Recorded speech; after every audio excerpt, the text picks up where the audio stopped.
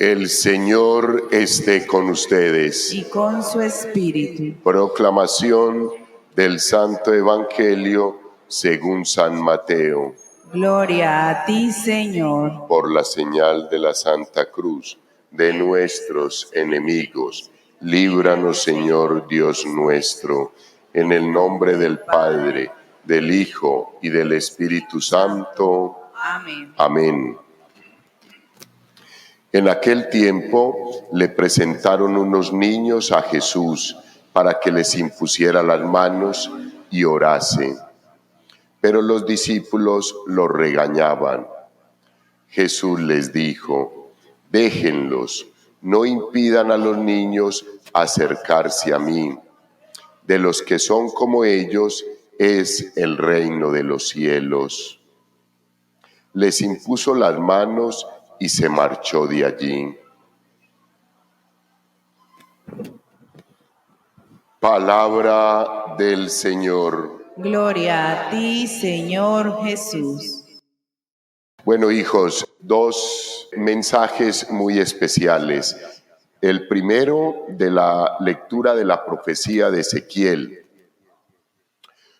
¿Por qué siguen repitiendo el refrán en la tierra de Israel? Los padres comieron agreces y los hijos tuvieron dentera. O sea, hijos, traducido en paisayuno, los papás se alimentaron con una comida y los hijos sufrieron la indigestión. Eso, pues, ni pensarlo. Eso no tiene absolutamente ninguna relación. Porque es que el pueblo, en su momento, para justificarse, simplemente decía: no, todo lo que nos está sucediendo es por culpa de nuestros padres. Y entonces viene el Señor y pone las cosas al derecho, como es y como nos tiene acostumbrados siempre en todos los relatos de la palabra de Dios, que es su palabra. Y es que el Señor, cuando el ser humano se trata de escudar en algunas situaciones, Él inmediatamente viene y cierra esas brechas y dice: no, señores, aquí la cosa es así y punto. Si ustedes están pensando que yo dije algo, pero yo no lo dije, entonces yo les digo ya a ustedes cómo son las cosas. Ustedes se están escudando en los papás y en los padres para que se les justifique el pecado. No, para absolutamente nada. Aquí el que peca paga y punto. Ni los padres pagan por sus hijos, ni los hijos pagan por sus padres. Y comienza todo el relato de la profecía de Ezequiel, donde nos recuerda que sola y exclusivamente el comportamiento de cada uno de nosotros es el que va a ser juzgado. A mí no me van a juzgar por mi papá o por mi mamá, para absolutamente nada. A mi hermana no la van a juzgar por mí. Por eso nos dice el texto bíblico: observen mis leyes cumpliéndolas fielmente. Ese hombre es justo y ciertamente vivirá. O sea, si mi padre fue pecador, si mi madre fueron pecadores, bueno, todos lo somos, pero digamos que haya sido más significativa la actuación y el comportamiento de ellos, y hayan cometido unos pecados que a la luz pública y en medio de la sociedad se vean completamente, porque hay pecados ocultos. Digamos que ellos merezcan el escarnio público o el juicio social o público. Yo no tengo por qué pagar por ellos. Si yo he sido un hombre de bien y si yo he sido un hombre que acojo los mandatos del Señor, los cumplo, practico las obras de misericordia, yo soy un hombre que estoy cumpliendo la ley y que estoy yendo un poco más allá en el mandamiento del amor. Yo no tengo que pagar por mis padres. Eso es lo que nos quiere decir el Señor, porque nos parece más fácil escudarnos en uno o en otro. Ah, mi papá no me enseñó, mi mamá nunca me dijo eso, a mí nadie me enseñó a ir a la celebración eucarística. Pues obviamente el papá y la mamá pagarán por su responsabilidad, pero yo no puedo escudarme en esa actuación de ellos. Dios nos ha regalado a todos la capacidad intelectual, hijos, para salir adelante y optar por Dios. Recuerden, las plantas tienen alma, los animales tienen alma y los seres humanos también tenemos alma. El alma de las plantas es vegetativa, el alma de los animales es sensitiva y el alma nuestra es intelectiva, con intelecto, con capacidad de razonamiento, con capacidad de buscar a Dios y de optar por Dios. La planta no, el animalito tampoco. El animalito tiene alma sensitiva y siente, y por eso cuando uno maltrata a un animalito, pues llora y se manifiesta. Y también lo hace cuando tiene hambre, porque actúa por instinto. Pero el animalito no tiene la capacidad de sentarse. Hombre, a ver, ¿de dónde vengo? ¿Para dónde voy? ¿Quién será Dios? ¿Qué hay después de la muerte? ¿Será que me voy a salvar o no? No tiene esa capacidad, nosotros sí. Y por eso el alma nuestra le pertenece a Dios, porque nos la ha regalado con capacidad de buscarlo a Él. Porque en nosotros, en el ser humano, están las semillas del verbo de Dios. Por eso nosotros, cuando escuchamos la palabra de Dios, sentimos que algo se mueve en el corazón, que algo te atrae, que algo te dice: no vas caminando bien, aléjate del mal, acércate al bien, camina con el Señor, por esa capacidad que Dios nos ha regalado, hijos. Porque es que nosotros, o sea, las planticas y los animales son una hermosura de la creación de Dios. Pero tú y yo, nos lo dice el texto bíblico del Génesis, fuimos creados para que domináramos la creación. O sea, a nosotros se nos ha dado todo y mucho más. También nos dice el mismo libro del Génesis que tú y yo hemos sido creados a imagen y semejanza de Dios. Tu rostro y el rostro del hermano nos tiene que mostrar el rostro de Dios, y en ti y en todos los hermanos tenemos que ver la presencia de Dios, por la capacidad que Dios mismo, al crearte a ti y a mí, y al pensarnos desde la eternidad y para la eternidad, nos regaló esa gracia de tener un alma y de tener una intelectualidad, de tener un alma intelectiva, queridos hermanos, que tenga la capacidad de razonar cómo estoy haciendo las cosas, para poder saber si estoy caminando por el camino del bien o el camino del mal. Y si voy por el camino del mal, ya sabemos qué nos espera, hijos. Y si voy por el camino del bien, también sabemos qué nos espera. Y por eso, queridos hermanos, nosotros no nos podemos escudar en absolutamente nadie. Nosotros, hijos, llevamos a cabo cualquier acción y tranquilamente sabemos, porque nuestra conciencia inmediatamente nos lo dice, si fue algo que hicimos bien o fue algo que hicimos mal. Y si fue algo que hicimos bien, no trates de silenciar tu conciencia, no lo vas a poder hacer. Ante la sociedad, aún ante un sacerdote en una confesión, tú le puedes decir la mentira. Cometerías un sacrilegio, sí, es real, pero aún el sacerdote puede quedarse convencido de que tú dijiste la verdad, pero Dios no, y tu conciencia tampoco te lo va a admitir. Es que es una realidad, queridos hermanos.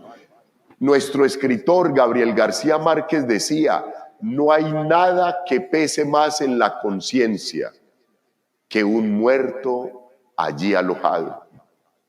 O sea, cuando yo, queridos hermanos, calumnio al hermano, soy chismoso, bochinchero, cuando yo no me preocupo por ayudarle al hermano, sino que antes lo destruyo, eso es un muerto que yo dejo en mi conciencia de algo mal que hice, de algo malo que nunca reflexioné y que ahí permanecerá, hijos.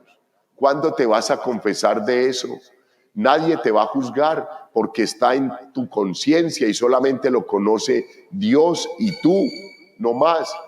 Pero eso lo tienes que sacar en la confesión, en el sacramento de la confesión, para poder que te liberes y para poder que Dios te regale toda la bendición. Obviamente Él te la regala todos los días, pero si no estás en estado de gracia, no te puede llegar la bendición. Cuando vuelves al sacramento de la confesión, el sacerdote te puede absolver, porque hay pecados que no se pueden absolver. Yo no puedo absolver a una persona por todos sus pecados cuando al finalizar de la confesión me dice: Padre, yo vivo en unión libre. No la puedo absolver, no lo puedo absolver, porque hay un pecado que no se puede remediar mientras la persona o la pareja no lo determine.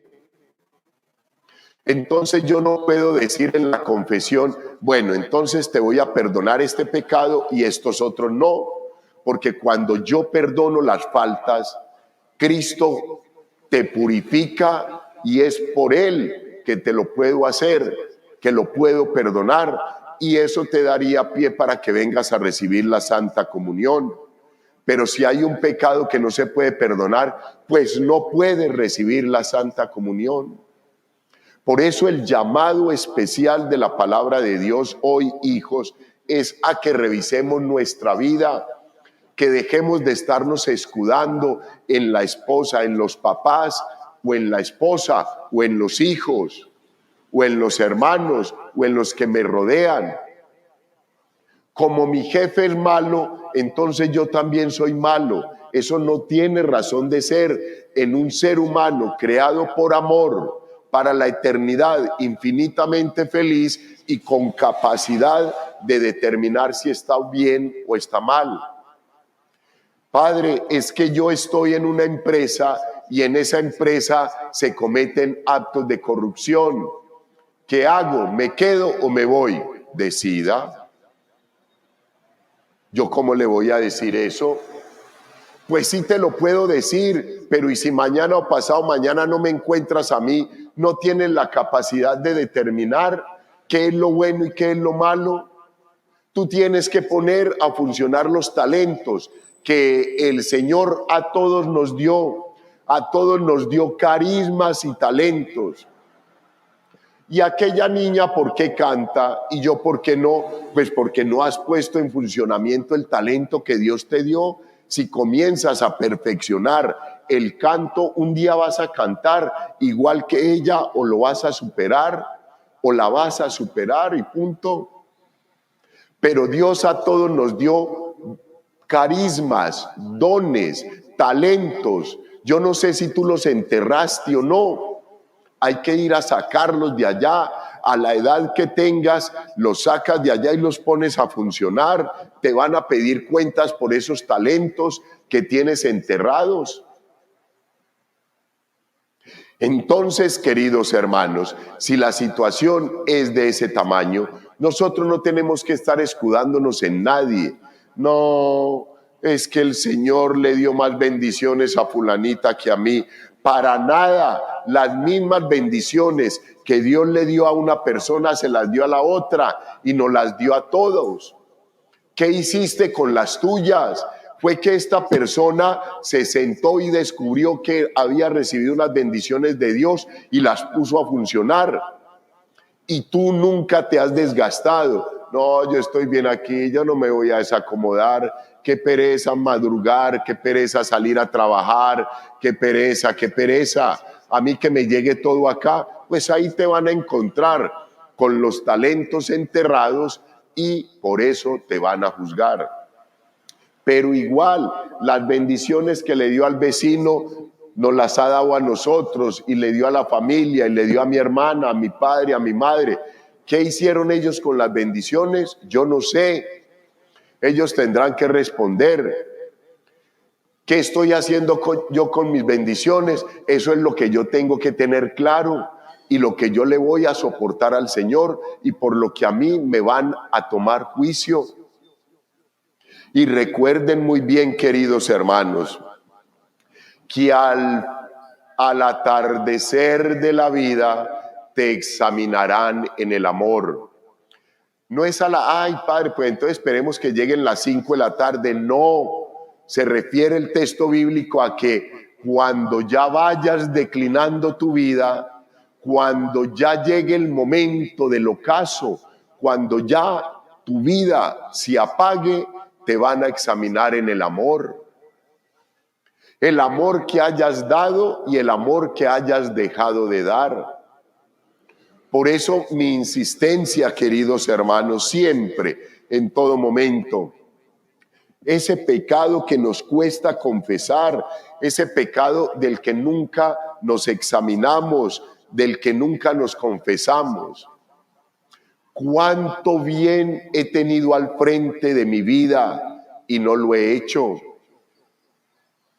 Aquel que sabe del bien que debe hacer y no lo hace es culpable del mal que se cause, porque tuviste el conocimiento y Dios te regaló la capacidad y la gracia de darte cuenta que había algo que se estaba haciendo mal y que había que corregirlo, y tú no lo hiciste, y tú no lo dijiste, y tú no hiciste el énfasis. Por eso también nos van a tomar cuentas, porque probablemente si yo le hubiese hecho caer en cuenta al hermano que estaba cometiendo un pecado y una falta, él se había podido corregir, pero yo no lo hice. No, eso no es conmigo, yo no me voy a meter en ese problema.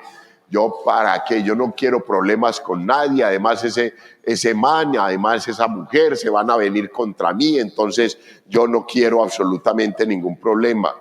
Pues te lo van a cobrar por miedoso, por miedosa, por cobarde, porque no hiciste lo que tenías que hacer. Yo no te estoy diciendo que tienes que ir a pelear con nadie. Los hijos de Dios no tenemos que pelear con nadie. Simplemente decirle, hermano, vas por mal camino, no deberías continuar así, no debes continuar con esas acciones, no debes continuar con esas amistades, no debes continuar con ese comportamiento y punto. Y ahí salvo yo mi responsabilidad con él y con Dios. Si él se corrige, ganaremos, él y yo. Si él no se corrige, yo gano y él pierde. Queridos hermanos, en resumidas cuentas, el texto bíblico del Evangelio hoy nos aterriza en este mensaje que la primera lectura nos quiere dar. ¿Qué nos dice el Señor en el Evangelio? Que se le acercaban unos niños y los discípulos, los apóstoles, los regañan. Váyase y ahí, deje de estar molestando al maestro.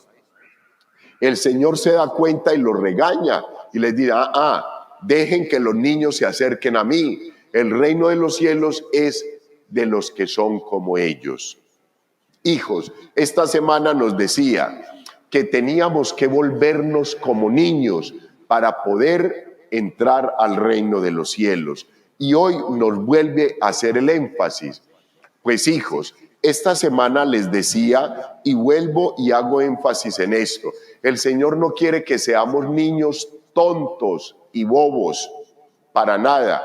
El Señor lo único que quiere es que con la madurez, la experiencia y los años que tenemos en estos momentos, las bendiciones, los carismas y los dones que Él nos ha regalado, tengamos un corazón como el de un niño, que no aloja el orgullo, que no es soberbio, que tiene humildad, que hace caso, que se deja manejar, que se deja llevar y traer.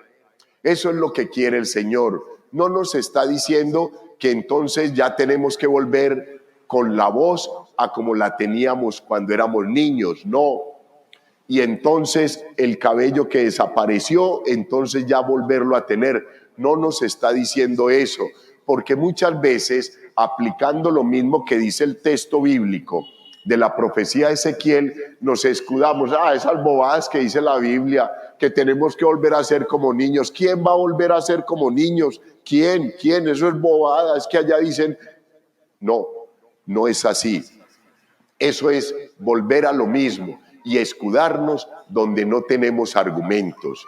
No, hijos, la palabra de Dios y el mensaje del Evangelio hoy nos dice que debemos de tener toda la inteligencia que Dios nos ha regalado, la sabiduría, el conocimiento, toda la experiencia, todos los años que tenemos, pero un corazón de niño. Un corazón que no se ofende, un corazón que es amable, un corazón que es generoso, un corazón que sonríe, un corazón que recibe una exhortación y al momentico está abrazando a la persona que lo exhorta. Un corazón amable, un corazón obediente, eso es lo que quiere el Señor. Y de quienes tengan ese corazón es el reino de los cielos. ¿Quieres ir al reino de los cielos? Pues ánimo, hijos, a mirar cómo está nuestro corazón. Si está endurecido por el pecado, si está endurecido por la soberbia, si está endurecido por el resentimiento, si está endurecido por el pecado, si está endurecido por el orgullo, por la mentira, por todas las faltas y pecados, este es el momento para que te dejes voltear ese corazón de piedra por un corazón de carne lleno de amor para Dios y para los hermanos. Gloria al Padre, al Hijo y al Espíritu Santo.